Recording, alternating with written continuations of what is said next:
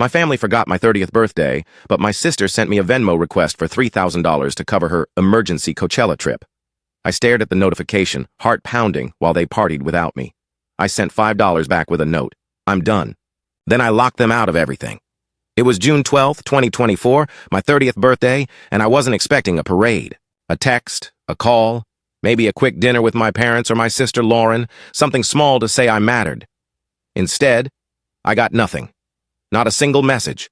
No half-hearted happy birthday from Mom, no sarcastic meme from Dad, not even a lazy emoji from Lauren. I threw a low-key barbecue in my Denver backyard. My buddy Jake brought burgers, a few co-workers swung by with beers, and we played poker under string lights. It was chill, but I kept checking my phone like a fool, hoping for a sign they remembered. Nothing.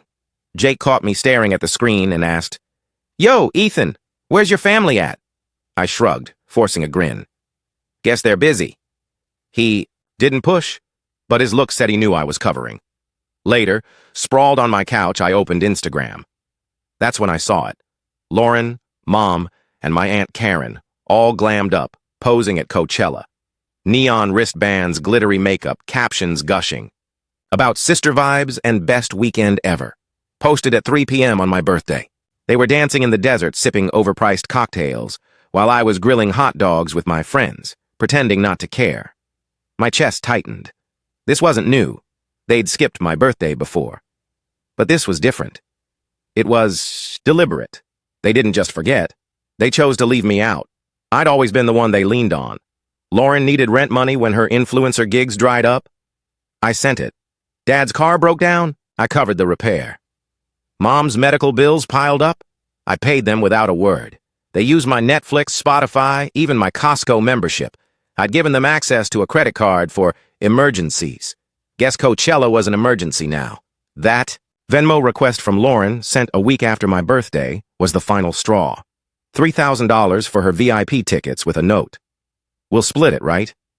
I laughed, but it wasn't funny. It was cold, calculated, like I was their personal ATM. That night, I snapped. No big speech, no dramatic confrontation, just action. I logged into every account they used. Netflix, signed them out, changed the password. Spotify, Hulu, Disney Plus, gone. I checked the login history. They'd been streaming rom-coms and playlists on my birthday, while I waited for a text that never came. Then I looked at the credit card. Lauren had charged $200 for festival outfits. Mom used it for gas to get to California. Dad, a $150 bar tab. I froze the card, called the bank, and canceled it outright. Paid off the balance myself. It hurt my savings, but it felt good, like I was cutting a chain. The next morning, my phone lit up. Lauren texted first, "Yo, is Netflix broken?" Then Mom, "Ethan, the card's not working. We're at the store. Help?" I didn't reply. By noon, they were frantic. Mom called, voice shaky. "The card keeps declining. What's happening?" I ignored it.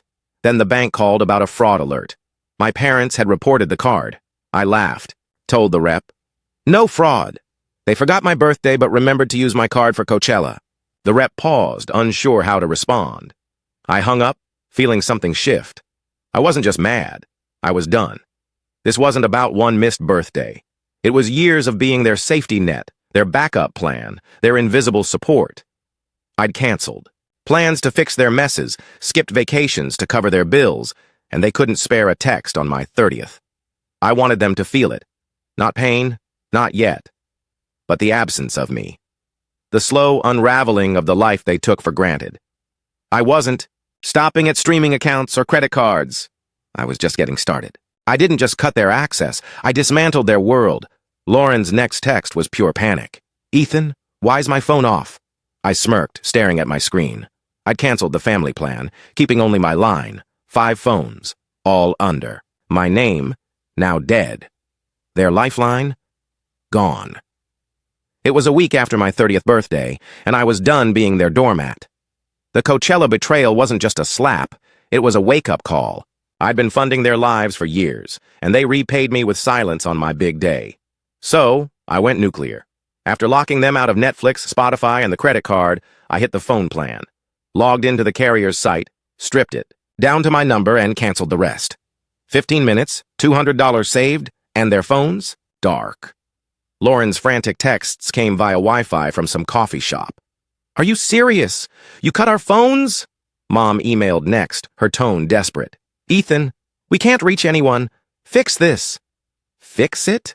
They didn't fix my birthday, did they? I leaned back in my Denver apartment, the quiet deafening. No more vague apologies, no more guilt trips. I'd always caved before, paid their bills, kept the peace, played the good son. Not this time. I wanted them to feel the void I felt when I saw their Coachella posts, laughing in glittery outfits while I waited for a call that never came. Irony stung. They couldn't text me happy birthday but could stream my Spotify playlists all night. How's that for gratitude? Then Dad called from a neighbor's phone, voice tight. "Ethan, what the hell's this about? You're acting like a child." A child? Me? The guy who paid their rent when Dad's hours got cut? Who bailed Lauren out of her influencer debt? I laughed, cold and sharp. "I'm not acting, Dad. I'm done pretending we're a family." He sputtered. "Talk to us. Don't do this." I hung up. No explanations. They didn't deserve them. I dug deeper. Checked my Amazon account. They'd been using my Prime for free shipping, movies, even groceries. I deleted them from the household. No more 2-day delivery. No more binge-watching on my dime. Then I found the kicker. Lauren had used my Uber account for Coachella rides. $180 in charges. I locked her out, changed every password. Cloud storage, gone. Gym membership I'd co-signed, canceled. Every digital comfort they'd leached off. Me, erased. The panic escalated. Mom's next email was a novel titled, "Please, Ethan." She wrote, "We're stranded without phones. Your sister can't work. We're your family. Why are you doing this? Why? Why? Because they partied in the desert while I grilled burgers alone, that's why. Because I was their wallet, not their son." I didn't reply. Let them stew. Let them feel the weight of their choices. Then my cousin Ryan called, calm as ever. He's the only one I trust. No drama. Just facts. "Heard you went scorched earth," he said. "Mom's telling everyone you've lost it. What's the deal?" I told him everything. The birthday snub, the Venmo request, the years of me footing their bills. He listened, then sighed. "Man, they've been using you forever." This was coming. His words hit like a punch. Was I too harsh? No. They needed to learn. But Ryan added, "Just don't let this break you, Ethan.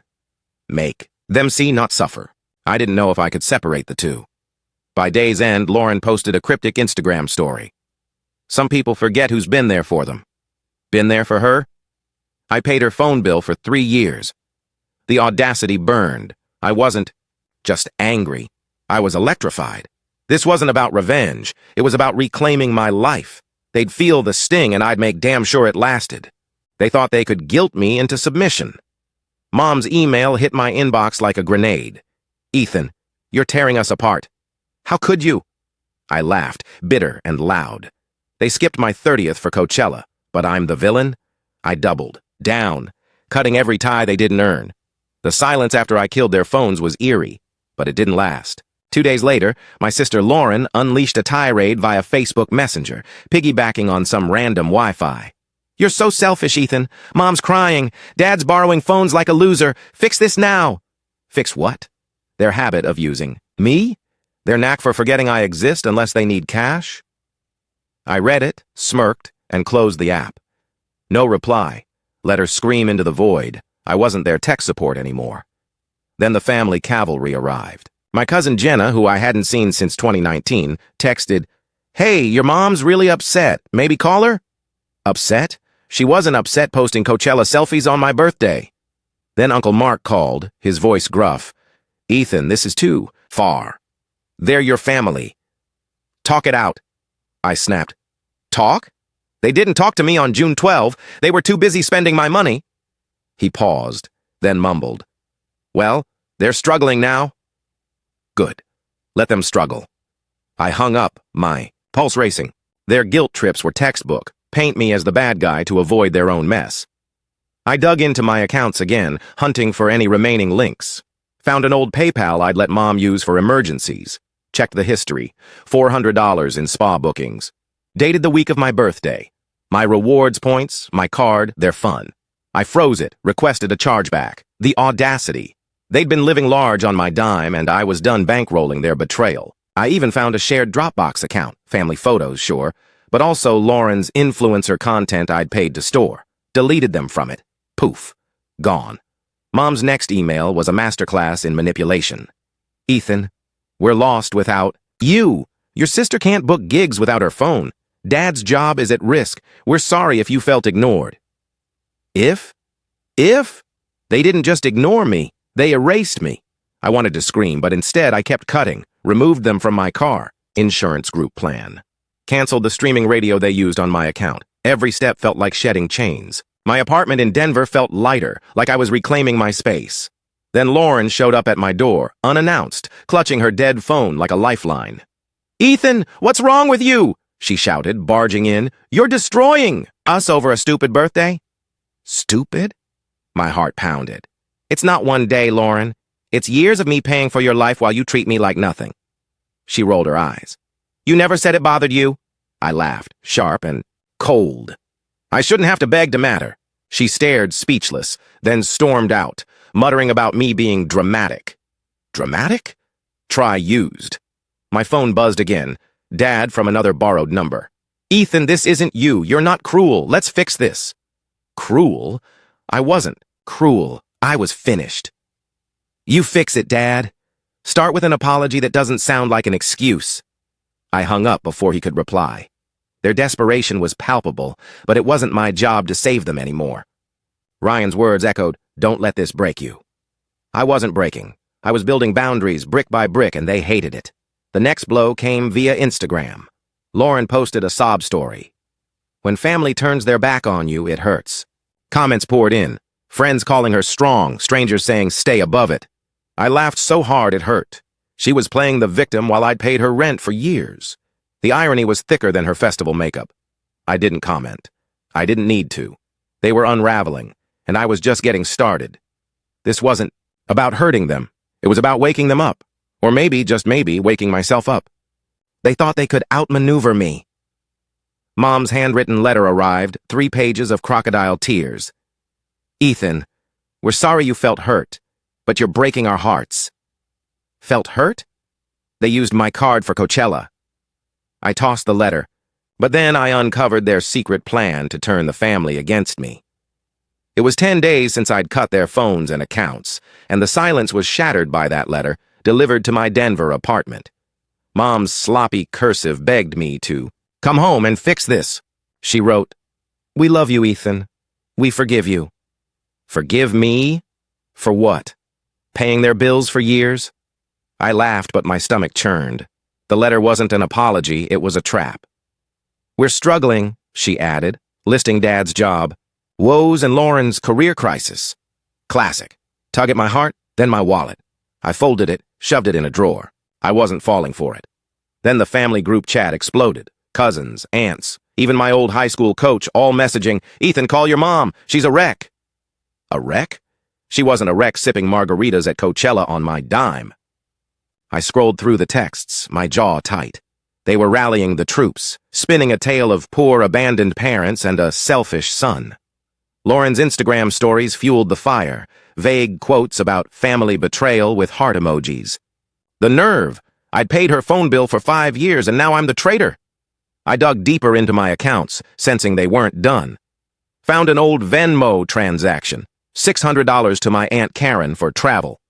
Timestamp? The day before my birthday. They'd used my money to fund their festival trip.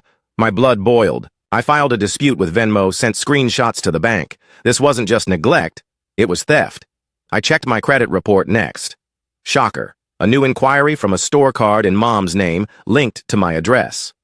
When did they apply? Last month. Were they planning to rack up debt in my name? Then my cousin Ryan called, voice low.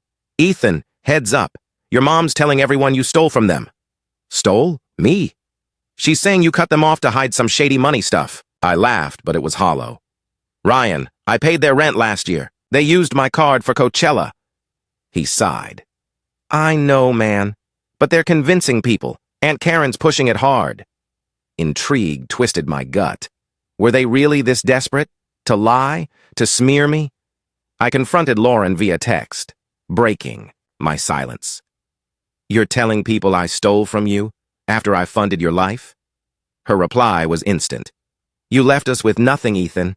You're the one who's shady. Shady? I sent her a screenshot of the $600 Venmo charge. Explain this then. She went quiet. No response. But I wasn't done. I called the bank, reported the store card as fraud. The rep said, this could escalate to legal action. I said, good. Let it. Let them face consequences for once. Then my neighbor, Mrs. Carter, knocked. Ethan, your dad was here yesterday asking if you'd moved. Said they're worried you're unstable. Unstable? I gripped the doorframe. They were building a narrative, painting me as the crazy one to save face. Mrs. Carter, they forgot my birthday but remembered to use my credit card.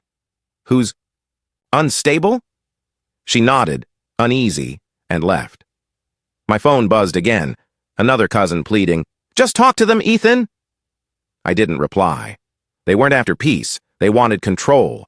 The intrigue deepened when I checked my email. An old friend of Mom's, Diane, wrote, your family's scared, Ethan. They think you're cutting them out for good. Can we talk? Scared? They weren't scared when they partied on my dime. But Diane's tone felt off, like she was fishing for info. Was she their spy? I didn't respond. Instead, I locked down my socials, changed my email password. They were circling, trying to claw me back into their orbit. But I was slipping away, and they knew it. This wasn't just a fight anymore. It was a war. And I was ready to win. They thought they'd corner me with guilt. But I uncovered their dirtiest secret. An email from my bank flagged a $5,000 charge on a card I'd closed, linked to a shady loan in my name. My family wasn't just using me.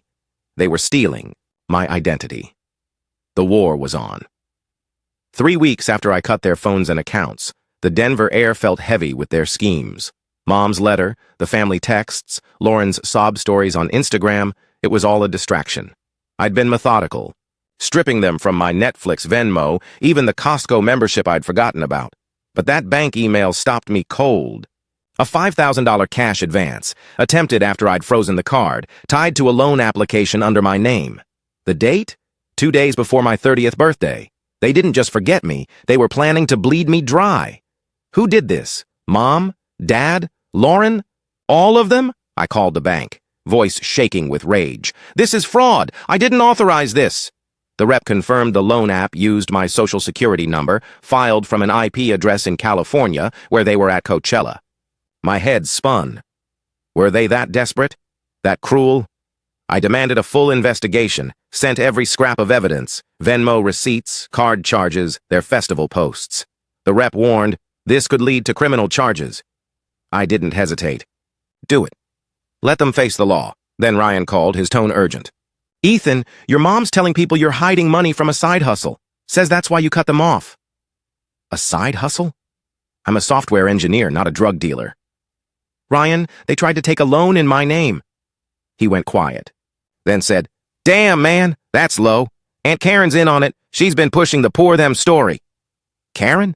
The same aunt who used my Venmo for her travel? The pieces clicked. They were orchestrating a smear campaign to discredit me before I exposed them. I checked my credit report again. Another hit. A second card inquiry, this time from a sketchy lender, dated last week. They were still trying. Even after I'd cut them off. My anger turned to ice-cold resolve. I contacted a lawyer, sent him the bank records, the loan app, everything. He said, Ethan, this is identity theft. We can sue. Sue my family? The thought twisted my gut, but so did their betrayal. I told him to prep the case. No more playing. Nice. Lauren showed up again, banging on my door. Ethan, open up! You're ruining us! I let her in, arms crossed. Ruining you? You tried to steal my identity! Her face paled, but she deflected. You're paranoid! We're just struggling. Struggling? With my money? I showed her the bank email. Explain this, Lauren. She stammered, then fled, leaving her, coffee cup behind. No denial, just guilt. I was done with her lies. Then Mom's friend Diane called, voice soft. Ethan, your mom says you're cutting them off to hide something. Are you okay? Hide something? They were the ones hiding. I snapped. Tell her to explain the $5,000 loan in my name. Diane gasped, promised to dig deeper. An hour later, She texted, Karen admitted they planned the loan before Coachella. Thought you'd never notice. My heart sank. It wasn't just negligence. It was a calculated heist. My family, my blood, saw me as a mark.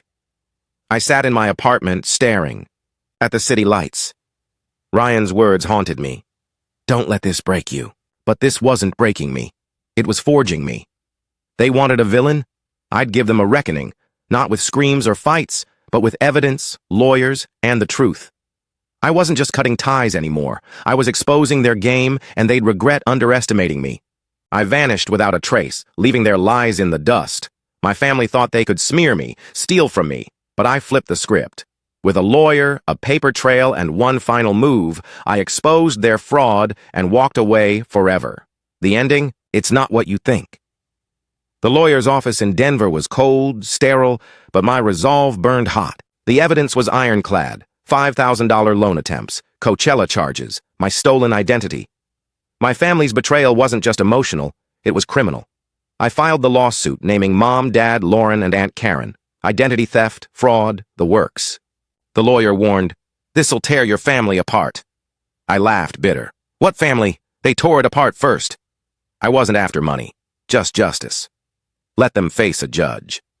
Days later, Mom's email arrived, frantic. Ethan, how could you sue us? We're your family. No apology, just outrage. I didn't reply. Lauren posted online. When your own brother stabs you in the back. Comments piled up, friends calling me heartless. Heartless? After years of funding their lives? I leaked the bank records to a family group chat, not the one they controlled. Cousins, uncles, even grandma saw the truth. Loan apps, charges, their Coachella joyride on my dime. The chat went silent. No one defended them now. Then Diane called, voice trembling. Ethan, your mom confessed. They planned the loan to borrow for Lauren's career. Thought you'd forgive them. Forgive them? For stealing my future? I thanked Diane, hung up, and made my final move. I didn't just want distance, I wanted freedom. I quit my job, sold my car, packed 2 bags. No dramatic farewell, no note. I drove 20 hours to Portland, Oregon, a city where no one knew me. New job, new apartment, new life.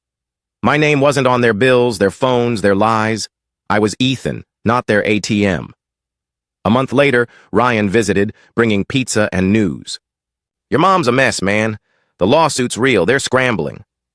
I nodded, sipping a beer. They admit it yet? He shook his head.